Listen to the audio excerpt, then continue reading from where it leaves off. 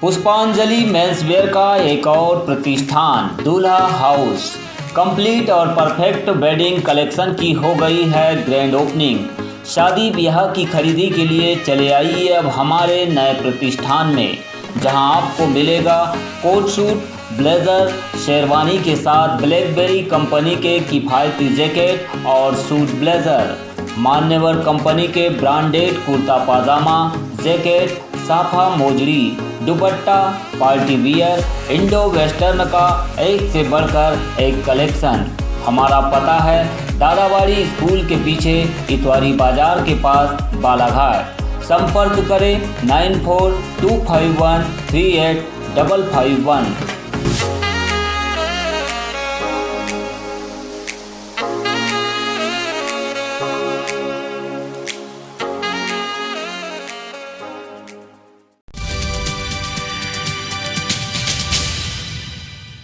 बालाघाट जिले में कोरोना का संक्रमण बढ़ने से नक्सली घटनाओं में कमी आई है। दरअसल मध्य प्रदेश के बालाघाट के जंगलों में डेरा डाले नक्सलियों पर भी कोरोना कहर बरपा रहा है। कान्हा राष्ट्रीय उद्यान क्षेत्र में सक्रिय विस्तार 2 और विस्तार 3 प्लाटून के कुछ नक्सली कोरोना की चपेट में है। इसकी पुष्टि पुलिस अधीक्षक ने की है। इससे यहां पर सक्रिय नक्सली दलम के 200 से अधिक नक्सलियों में डर बढ़ गया है। उन्हें भी कोरोना से मौत का खौफ सताने लगा है। ऐसी एक गोपनीय सूत्रों से सूचना हमें प्राप्त हुई है, जिसको हम वेरीफाई भी करा रहे हैं, कि कान्हा क्षेत्र में जो विस्तार 2 और विस्तार 3 प्लाटून चल रहे हैं, उनमें से लगभग 3 लोगों की संक्रमित होने की सूचना हमें प्राप्त हुई है और उनकी हालत गंभीर भी बताई जा रही है।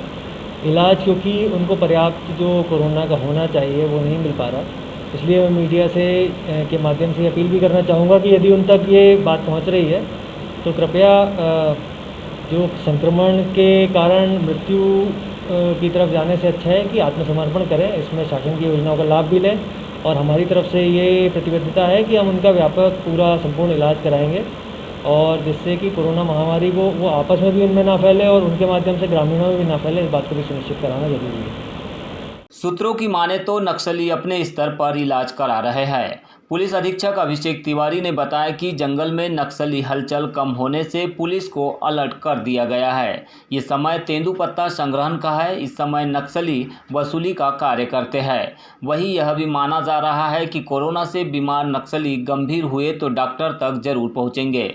ऐसे में नक्सली पुलिस और बीमारी से बचाव के उपाय खोज रहे हैं।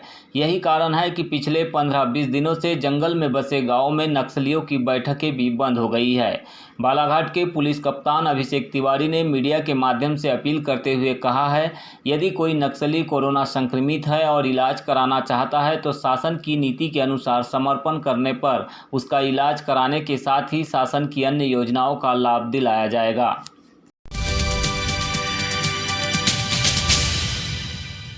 देश प्रदेश सहित बालाघाट में भी कोरोना संक्रमण के लगातार बढ़ते मामलों के कारण यहां की स्वास्थ्य व्यवस्था चरमरा गई। कोरोना की शुरुआती दूसरी लहर के समय में किसी भी अस्पताल में नए मरीजों के लिए जगह नहीं मिल रही थी। जिले में लॉकडाउन के बीच अस्पतालों के बाहर मरीजों की कतार लगी हुई थी। एम्बुलेंस में अस्पताल के सामने बरामदों में मरीज अस्पताल में भर्ती होने की उम्मीद में साथ आए परिजन दिलासा देते नजर आ रहे थे। गंभीर मरीजों को एक अस्पताल से दूसरे अस्पताल लेकर भागते और मिन्नत करते परिजन हर कहीं पर देखे जा रहे थे। ऐसी स्थिति के बीच पूरा जिला प्रशासन, विधायकगण और समाजसेवी अपने अपने स्तर पर युद्ध गति से प्रयास कर व्यवस्था बनाने में जुटे रहे और आज भी जुटे हुए हैं। लेकिन शुरू से लेकर अभी तक बालाघाट सिवनी सांसद डॉक्टर ढाल सिंह बिसेन इस विपदा की घड़ी में जनता जनार्दन के बीच से लगातार गायब रहे तथा जनता को बेहाल छोड़कर अपने बेटे के लिए करोड़ों का निजी हॉस्पिटल बनवाने में व्यस्त है। बालाघाट सिवनी सांसद डॉक्टर ढाल सिंह बिसेन द्वारा सिवनी एवं बालाघाट जिले की जनता से झूठ बोलते हुए और कोरोना का बहाना बनाते हुए जनता के प्रति अपनी जवाबदेही से मुंह मोड़कर पूरे कोरोना संकट काल में अपना स्वार्थ साधते हुए नजर आ रहे हैं। सिवनी मुख्यालय के 12 पत्थर बबरिया रोड में सांसद बिसेन द्वारा अपने पुत्र के लिए करोड़ों का निजी हॉस्पिटल बनवाया जा रहा है। जहां सांसद ढाल सिंह बिसेन पूरा कार्य अपनी मौजूदगी में खुद सामने रहकर करवा रहे हैं। इस सांसद महोदय ने महामारी की दूसरी लहर में अपनी ओर से ना कोई सहयोग किया।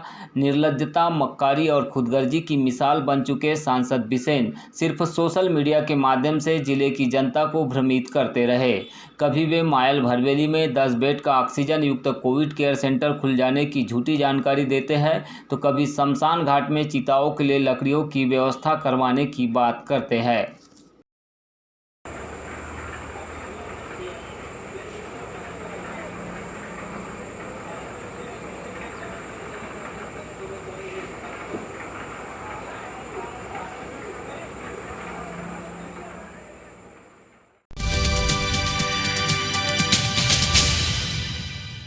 हर तरफ कोरोना संक्रमण से हाहाकार मचा हुआ है। जो लोग इस कोरोना के संक्रमण से ग्रसित हैं, उनके लिए रेमडेसिविर इंजेक्शन और ऑक्सीजन को किसी संजीवनी बूटी से कम नहीं माना जा रहा है।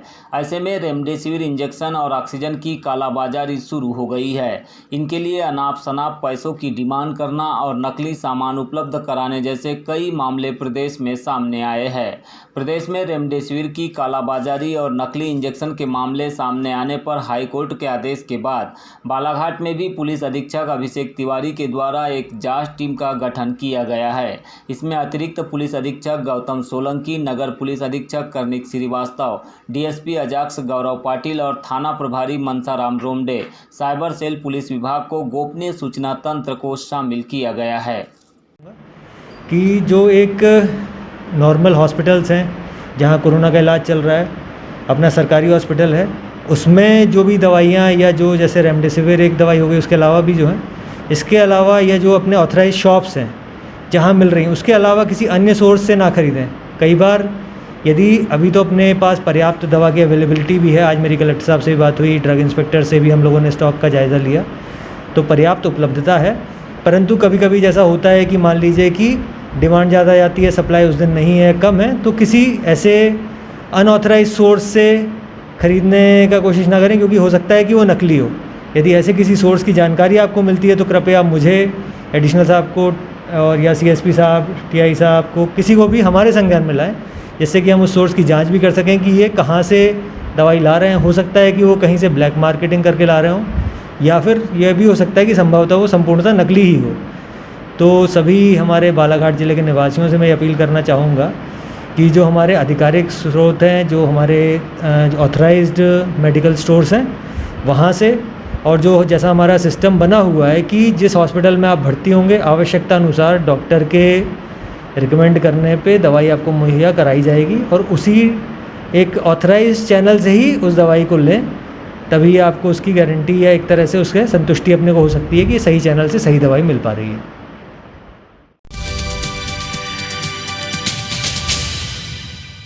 मुख्यमंत्री शिवराज सिंह चौहान ने कहा है कि यदि पॉजिटिविटी दर 5% से नीचे है तो यह कोरोना संक्रमण के नियंत्रण होने का संकेत है। ऐसे जिलों में 17 मई के बाद धीरे धीरे कोरोना कर्फ्यू हटाया जाएगा। जिन जिलों में पॉजिटिविटी रेट बढ़ा रहेगा वहां कोरोना कर्फ्यू नहीं खुलेगा। मुख्यमंत्री की इस घोषणा के बाद बालाघाट जिले के पॉजिटिविटी दर को लेकर सोशल मीडिया पर कई तरह की चर्चाएं चल रही है।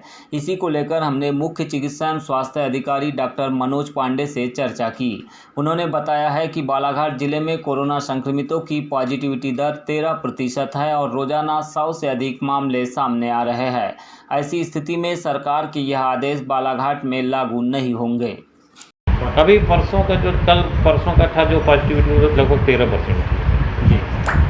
अभी केसेस कितने संख्या में है सर बालाघाट जिले में आज की तारीख में अगर टोटल?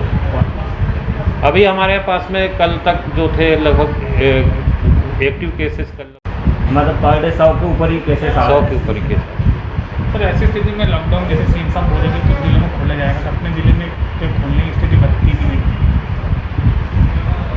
अब ये तो सरकार का निर्णय है कि क्या किया जाएगा, लेकिन अभी जो लॉकडाउन से काफ़ी सुधार देखने को मिल रहा है और केसेस के संख्या में भी कमी आई है, तो इस प्रकार से लॉकडाउन का बड़ा फ़ायदा मिला है।